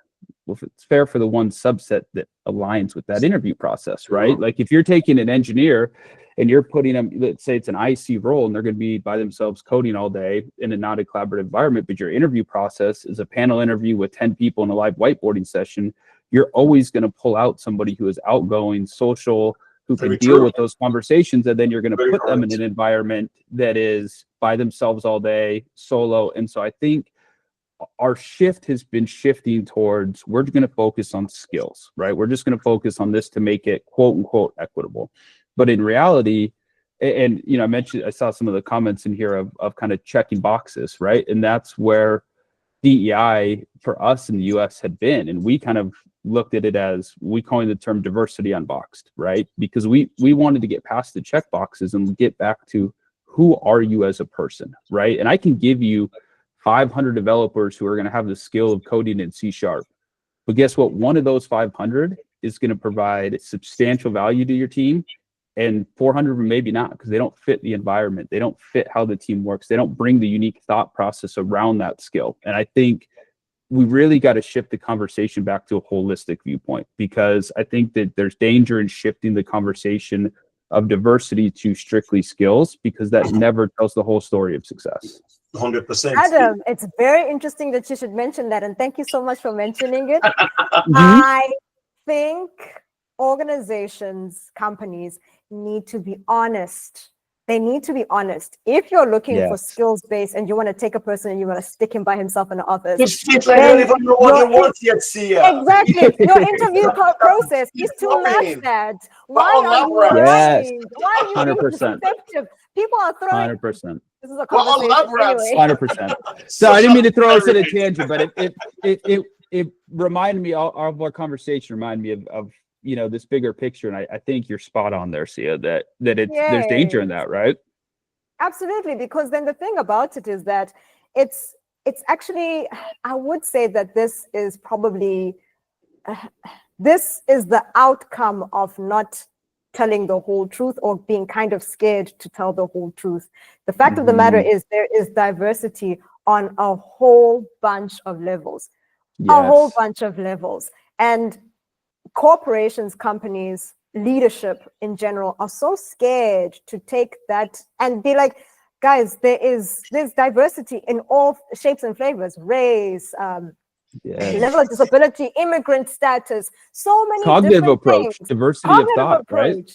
Exactly. And it's like everyone is so scared. The default then is to say, oh, let's do skills-based, because if we do skills-based, then we can say, oh, well, we're selected on the basis of skills. It's not even skills-based. It's more color-based before skills-based. Color is the foundation upon which skill is based, right? That's what this as a qualifying criteria. Are you a visible minority? Yes. That's the first checkbox. So before you even get to skill-based. And then on top of that, is this a story? Is this a nice story that we can tell our shareholders? Well, we employ Jermaine, and he's from a country that is currently being, bombed into oblivion. Check box. Sia is a young Black woman from South Africa. She's an African country. Check box. And unfortunately, they're doing this checkbox exercise type of situation, and they're not really telling the truth. And then when somebody says, hey, you're not telling the truth, they go, we have hired on the basis of skills. There is no selection criteria here except for skills. So I think it is quite important to be forthright in the approach. But I also think Adam, yes, go for it. Let's take Mamdu. Mamdu has had his hands raised for a while. I think apologies. Yes, please. Chime in on something important. Yeah. Hi, everyone. Thank you for this wonderful conversation.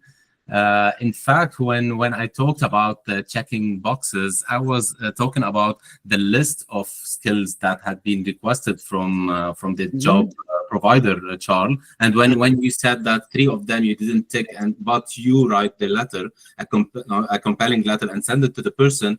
Luckily, that this person was not like a filler for a checklist, that you didn't meet these 3 and then you are not shortlisted, because many of HR and TA are like that. This is what I meant. But yes, that's why you need to strategize and go beyond those that think checkbook like. Exactly. I've never contacted a recruiter because I know that checklist. I'm gonna go look for who makes the checklist. Yes, I've been here since November 2023. I've had a good strategy where I have been shortlisted for 5 jobs. I was talking with German. I thank him so much. He was very nice, and we had a chat for an hour, which was planned for half an hour. In fact, I'm trying to be as agile as possible, but here in Canada, you need to be extremely agile in all ways. Mamdu, hold on. I don't agree totally.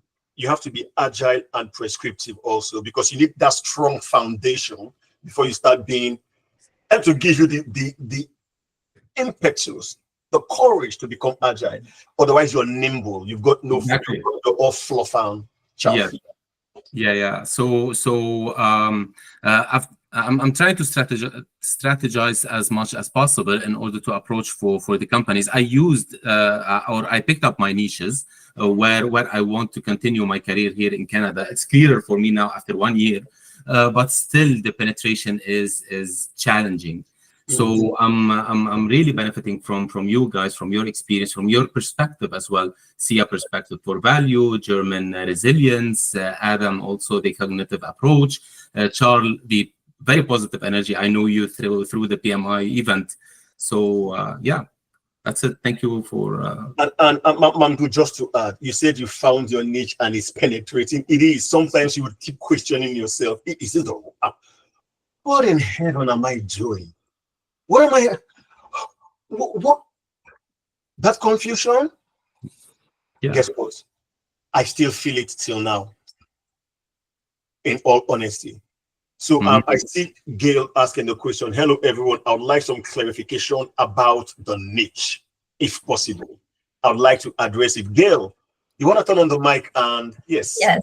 Hello, everyone. My name is Hello. Gael. Charles was my leadership and teams teachers, like professors at the Saint College. So sorry. I'm a little bit confused about the niche part. I understand you have to have a niche, you have to make people aware about that, you have to be very strategic about that. It's okay. But my question is, or my confusion is, I feel like you are talking about people having a lot of experience in a field, and then they decided to go on a niche. For example, I have supply chain background. My niche, if I have to say it like that, was an inventory and stock management. But now I'm transitioning in project management. I already passed my CAPM, last month. I'm very happy about that. And I was thinking about going to risk management. But now I feel like all I'm doing is acquiring knowledge. I don't have any experience yet. Gail, I'm tapping my leg on the floor because I am very impatient to answer your question, but I'll let you finish. I think Jamin is also impatient. He has his hands raised almost immediately. You're in trouble, young lady. You know. No, can I just finish? Is it better now to keep a large perspective in the project management field, or still go to the niche that I want to go, even if I don't have any experience? That's Jamin, I'll let you go first. Thanks, Charles. Nice to meet you, Gail. So I jumped from computer engineer to biomedical engineering to IT consulting to real estate to project management and infrastructure, back into IT, and now I'm dealing with judges in the federal government. Okay, so my niche doesn't exist. I created my niche. I was gonna say that. I created my niche, which is the common story throughout all of these experiences, right? And it's that's what we mean by niche. Sometimes it's an expertise. Sometimes if it's not an expertise, it's what is this common thread that is your pillar that you're standing on. Who are you, Gael? When I applied to I didn't even apply to my current job. LinkedIn actually gave me my current job. Somebody reached out to me through LinkedIn and said, I want you for this position. I want you to manage our judges, okay, in the government, in the Canadian government. I know nothing about judges. And one of the questions that they asked me in the interview was, can you handle the judges' characters? We're talking about people, and no disrespect to judges, they're amazing individuals, but they are basically the law. Can you handle people that believe they are the law? They're next to God, basically. And my answer at that interview was, I've been bombed at. I've seen people around me crumble. I've been smuggled through a country to escape war. I've landed in a new country with nothing, with literally less than $5,000 in my pocket, and started my life from there. I know resiliency. I can handle tough situations. I can handle a human that believes they are right. They are right. They need something right now on the spot. I can handle that. I've demonstrated resiliency, adaptability, etc., etc. That became my niche. My niche is no longer my studies, is no longer my education. My niche is who I am. So that's what I mean by trying. And again, if you're just starting in your career, you're still discovering what that niche is. But at some point, you'll find that niche. And as I mentioned before, that niche will evolve with time. At some point, I was the only biomedical engineer that was in my class, among my classmates. I was the bio person. Anything happening with clinical stuff, that was me. Then I moved into IT, into construction, and then back into IT. And now I do career transition. because I've lived through career transitions a few times myself. So again, you define that niche. It doesn't have to be a technical expertise. Sia, I'll let you go before I comment. Okay. Yes. All right. Oh, so excuse me while I get my tongue underneath myself. But much like Jermaine, actually, it's super fun, Jermaine. You said you did biomed. I did biochemistry and genetics as my undergrad. So I was similar in terms of my career to Jermaine as well. So I started with an undergrad in biochemistry and genetics. My first job was an internship at a contract research organization that did clinical trials. My next job was a relationships manager for a food testing laboratory, then external sales at the food testing laboratory. Then I worked at a small company where they were selling consumables for engineering companies. Then I went and I worked in VAT registrations for a while before I became a full-time entrepreneur and, strategist. So much like Jermaine, I had multiple transitions. And once again, the common thread is, like Jermaine mentioned, me. In each of those instances, there's different capabilities that I'm bringing to the fore, right? And in each of those, there will be differences in terms of the roles that you are taking on. But you'll find that throughout your career, there are common threads in all of the roles that you'll take on. And each time you'll notice that, hey, actually, that time when I was an intern at the contract research organization, I had to engage with people who, needed appointments done, or I had to have good organizational skills. This is where the whole concept of transferable skills comes in, right? And the current understanding of transferable skills is that you take that exact skill, you take it and you plant it into a new job. But I think it's also helpful to consider evolving or turning that skill, right? So for example, I am a powerful speaker, for example, but how can I take that powerful speaking capability and tweak it and use it in a role where I'm not necessarily speaking to anyone? Now I have to write entirely, right? Now that same skill is being turned around and expressed in a different way. So to answer your question, Gael, it's a matter of, and if I'm pronouncing your name wrong, I apologize, but yes, wonderful, excellent. But it's a matter of understanding what your skill set is. So you take an inventory of all of the skills that you have, right? Then you look at the job that you're trying to get into and you're like, if I were a supervillain in a cartoon, how would I take the skill set that I have right now and flip it, reverse it? Like Missy Elliott says, how can I put my thing down, flip it, then reverse it? So how can you put your thing down, flip it, then reverse it? So that you fit the role that you are applying for. Like Charles mentioned earlier on, yes, you're going to look at the list of capacities or competencies that they're looking for, because that's them asking, are you going to be able to do the job that we give to you? But that rule, that list of competencies is not a hard and fast rule. If you're able to convince the person who's sitting across from you that you are able to do that job, that will land you the job. I think it might be a little bit more helpful to think of it that way, of just saying, okay, I know what you're saying, right? You're saying that you're looking for a person who's like this, but what if I told you I could do that and I don't necessarily have that job specific description, but I can tell you right now how I'll be able to fix that or solve your problems with the insights that I have inherent to me. Yes, I didn't work in finance. Yes, I didn't necessarily work in a sales role, but I know how to interact with suppliers who don't know to deliver on time, because that's important. I managed to get those people to deliver on time every time that they delivered. So that's a skill that I can bring into this job. So I think that's what is important, to be able to see what they're asking for, see what you have, and then go, I know you're looking for this, but what if I told you that I can do this with this set of skills in a way that is compelling? So, yeah. Gail, I'm gonna add this. Your niche may not be a skill. Your niche may be a personality, what you bring to the room, your presence.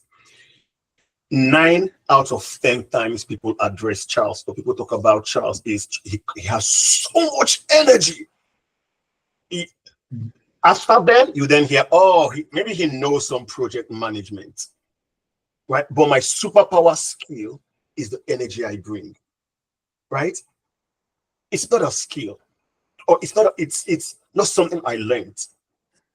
It's something I want to be identified with. When you say you want to clarify the niche, would you buy you if you were selling you? That's the question. Would you buy you if you were selling you? Or why would you buy you? Simple question. I'll be honest with yourself. If I have 10 girls, why would I pick this particular one? What is your story, basically? What is your story? Right? When Jermaine talked about his niche, he never used any occupation. He described his niche using adjectives. I'm resilient. I'm dynamic because I've done this. And Mamdu, the email I sent was structured around that.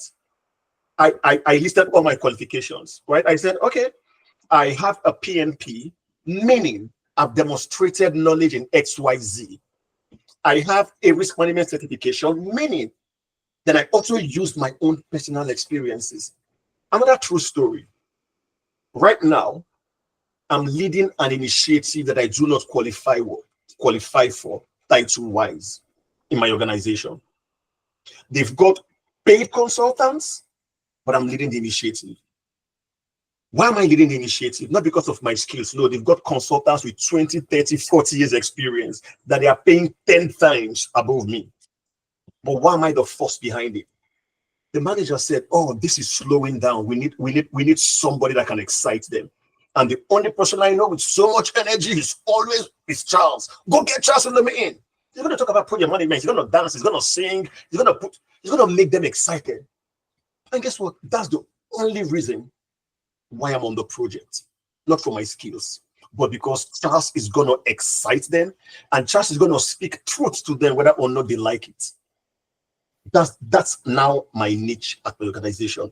Charles is the one who speaks truth, who sends the same hash email to the VP that he sends to those underneath him, laced in truth. That's my niche. Not I'm a professor.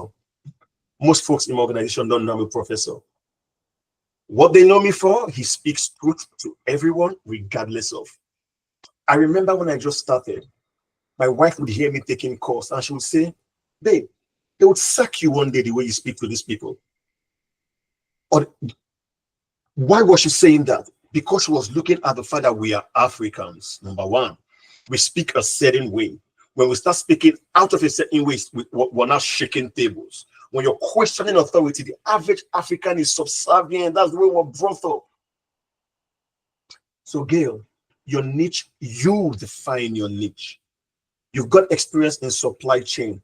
What do you want to do with it? Adam, have we answered your question, Gail, before we dilly-dally on this? Have we answered your question, or do you want to bounce this a little bit more? No, thank you so much. It's very clear, and your stories are very inspiring. I would never think about the niche the way you describe it, honestly. So I'm learning a lot. Thank you so much. Because I'm still coming to you, because your story is one I would take any meeting I'm in. So I'm going to close our meeting with your story. Ngozi happens to be my better half. Sorry if I'm promoting her. I've watched her story, and for me, it's an epitome of resilience and doggedness.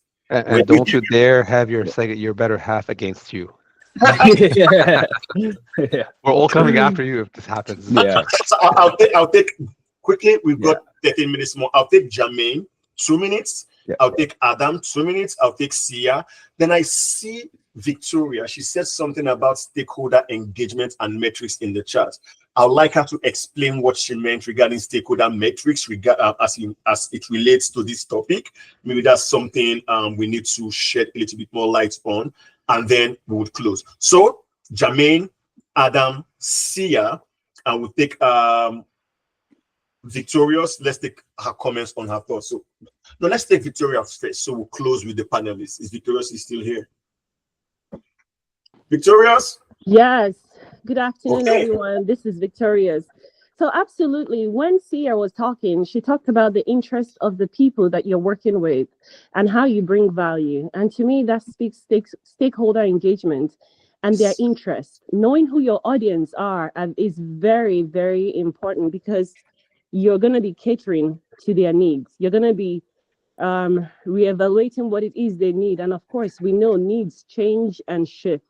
So the adaptability of having that mindset that people's needs change, it might be for a certain project or for a little bit, but being adaptable to shift and change is what really made me put stakeholder interest and engagement metrics. Okay, so thank you so much. you. And while we're at it, please, if you're interested in connecting, drop your LinkedIn handle on the chat so everyone else in the meeting can connect and reach out to Sia if you want to pick her brain a little. Reach out to myself, Jermaine, Adam. The reason why I have this fireside chat is to try to break the boundaries that prevents us from networking, right? So drop your connections and reach out. I know Jermaine is an absolute darling. Second year in a row I've been working with him, an absolute darling. Has the heart to help like I've never seen. I've only just met Adam, but I love his vibe. I would never book a meeting during my work day. I did that with Adam. I surprised myself because the first thing I said was, why are you doing this in the middle of a work day? But I'm going to do it again. And Sia, we connected in the most organic way. The second time we chatted, I threw her an invitation. I want you on this chat. And she's like, oh, so soon? Charles, you threw yourself into one of my comments, actually, on one of my posts. I don't know if it was you who commented on my post, or if I commented on your post. It was me. It was me. That's how I get in. I get into your space. I make you notice me. So when I come knocking, you're going to say no. I would have flattered you once or twice publicly to soften the landing. So when I make my request, it's easier for you to say yes. That's stakeholder management. All right, Jermaine, let's take your closing thoughts. So closing thoughts, this is an amazing discussion, especially now in the current changing landscape of diversity, equity, inclusion in the US, but also around the world. We as immigrant professionals have big challenges, but we need to be able to switch our mindset to take those challenges and make them opportunity.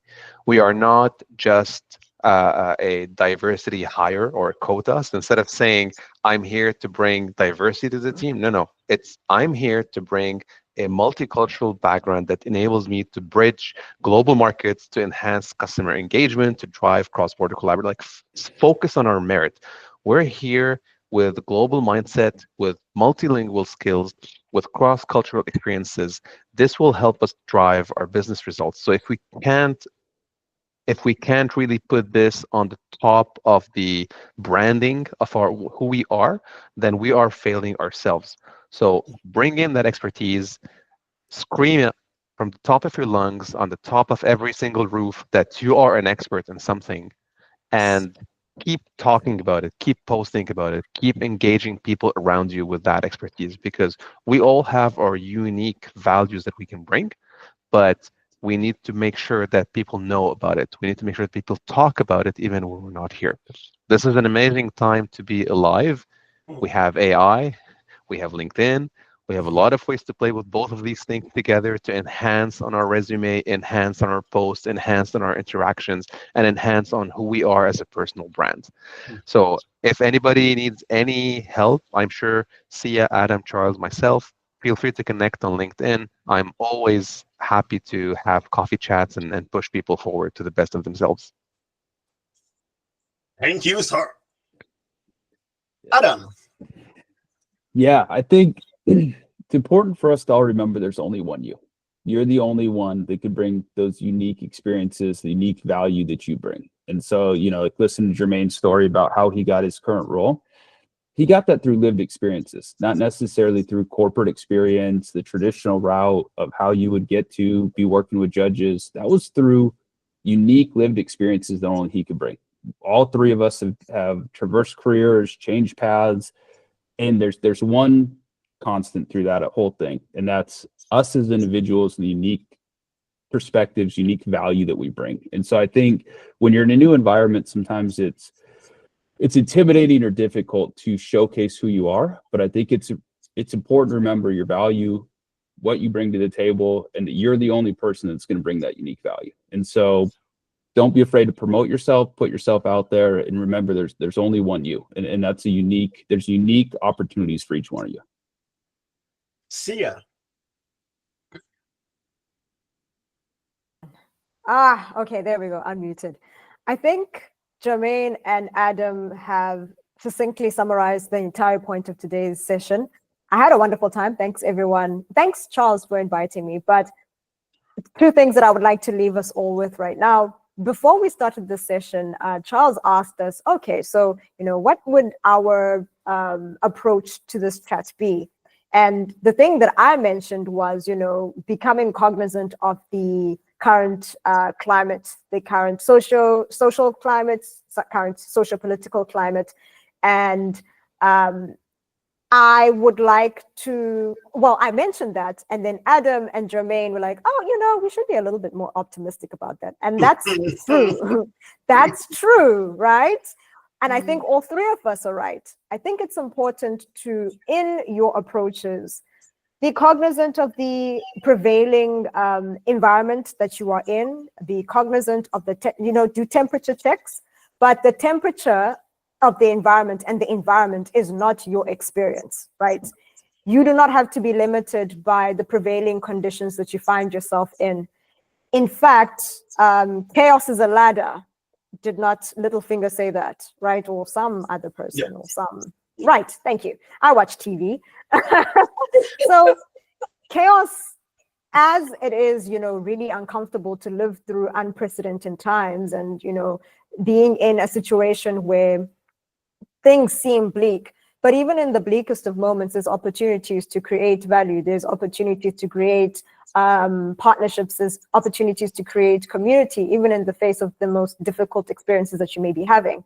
So just because you're having a hard time, you don't have to be a hard time. So I think Jermaine and Adam stole my thunder in terms of, the focusing on value. I am the value person in this conversation, and everybody was talking about value. But it's very important to understand, like Jermaine mentioned, the value that the person that you're approaching is looking to create, the value that you can create, and how you guys can meet each other in the middle. But in terms of that, value creation doesn't have to be a schlep. It can be quite enjoyable. So yeah. Okay, Ngozi, I want to take your story. Quick 2 minutes before I summarize, if you're still here and you're not on mom duty. Good afternoon, good morning, good evening, everyone, wherever you're joining us from. Thank you for the opportunity. My story cannot be told in 2 minutes, but I'll try. So simple thing, before moving to Canada, this is the 7th year, I had learned to manage expectation. And that does not come easily to everyone. Chinyere shared her experience about being career professionals back home, coming with that gusto and all that. That's not me, right? I say to some people when I speak to them about learn to stoop to conquer. And if that's not you, that's okay. When we talk about need being more than skill, it's about personality traits. When I came, we lived in a small community. 2 things I did. After I settled in, like Chinyere also shared, wanted to walk your kids to school, integrate. Charles was doing PhD at the time, and I was parenting the 2 kids alone. We're in different provinces, so imagine that in a new country. After I settled in, and settling does not end. It's not I settled in 2 months. No, I'm still settling in my 7th year, believe it or not.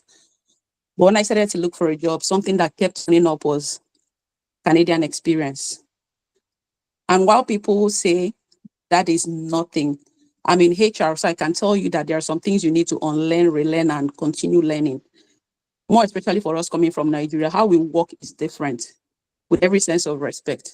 When that started turning up, and I knew that I couldn't get that by rejection, what did I do differently? Volunteering. And I haven't stopped. If I don't volunteer, if I'm not doing something for causes of interest, I feel very empty. But another thing I did was go door to door, cold calling. It might no longer be a thing that works now because LinkedIn has become more predominant. 7 years ago, it was there, but everybody was not gravitating towards it like we are now. There is also AI tools to help you in structuring your conversation. But I did cold calling. What does that mean? I will go to an office and ask for who the HR manager is, and I'll go back home and write a mail to the person, a letter, and I'll put it in an envelope and address it to the person. Sometimes I'll go to the post office and mail it in. It was a small community. I could get to everyone, but I didn't have a car. So I'll mail it to you. It's personalized, it's addressed to a specific person. So when the mail comes in through the receptionist or the executive assistant, they say, Charles, this mail is for you. Charles opens the mail, sees my name. So many of them reached out to me. They did not give me a job, but they knew my name. I could no longer be ignored in that small community. And that was at the time I started, that was not my purpose. That was not what I was trying to get. I was trying to get a job. But now everybody knew Ngozi. And thankfully, I was in a small community. We didn't have many people that looked like me. How do I mean? Many brown-skinned people. So each time I showed up in volunteering opportunities, and I volunteered, whether it be causes of interest, like just driving a child that is in the welfare system to an activity, or going for HR networks, paying out of pocket from the money that I didn't have. When I walked into that space and I'll say, go around the table, I don't sit with people I know when I go to places. I want to meet new people. And when I lived in Congo, people I knew were not even in those spaces. But I'll go around the table and say hello. Once I say, Ngozi, oh, I got your mail. Oh, I got your letter. Have you gotten an opportunity? And right now, looking back, I'm grateful that those things happened to me. Again, they did not get me the job, but I was no longer invisible. Canadian Experience stopped mattering after a while. I eventually got a job, not through my network, but I started to articulate what I could do from those connections, just sitting with them and hearing stories. So many opportunities that I knew I could step into and deliver. I did not get called for them, but I refused to be resentful, and I was not upset. I kept doing what I was doing, volunteering, going for that meetings out of pocket, and still sending my cold calls.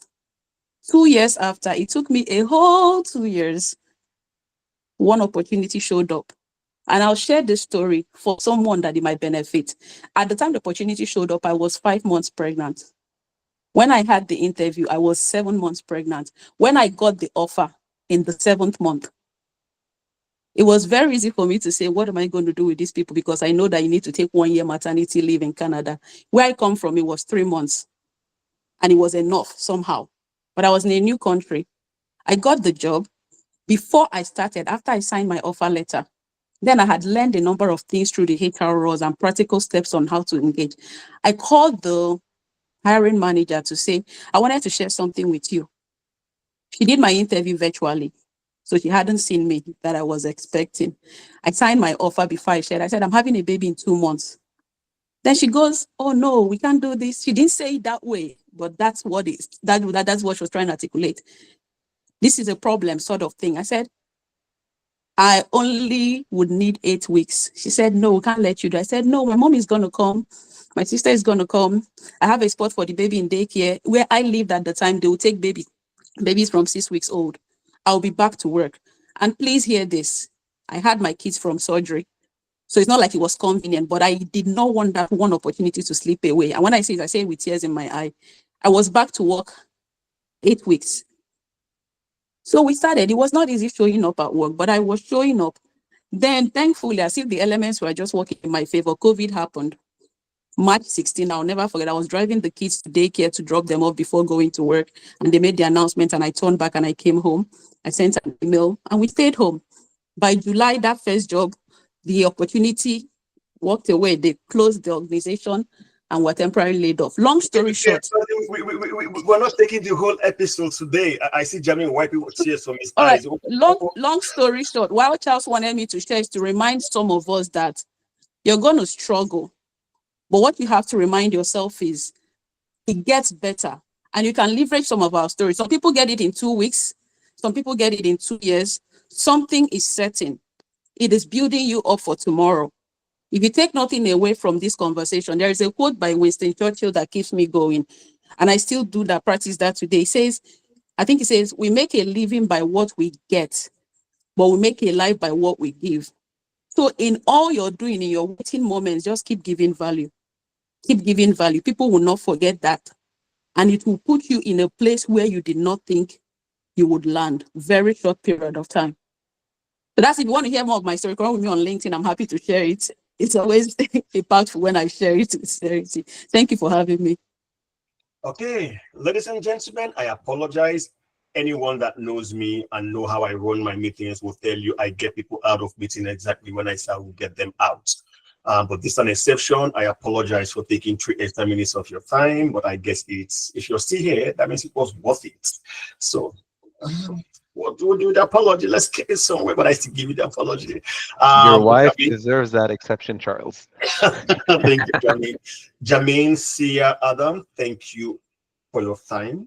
The knowledge you shared, the nuggets, the passion behind what you do, the anecdotes behind why you do what you do, not just why you do what you do, is important to inspire and keep all of us going.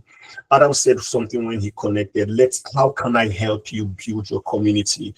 I noticed Jamin has become more intentional about building his LinkedIn presence. I noticed that, buddy. I was gonna say, oh, he's being very intentional. He's back on the saddle. How do we support ourselves? Engage meaningfully with any post that resonates with you, beyond liking or sharing. Tell your audience why that post resonates with you. Before you like a post, why are you liking the post beyond just clicking?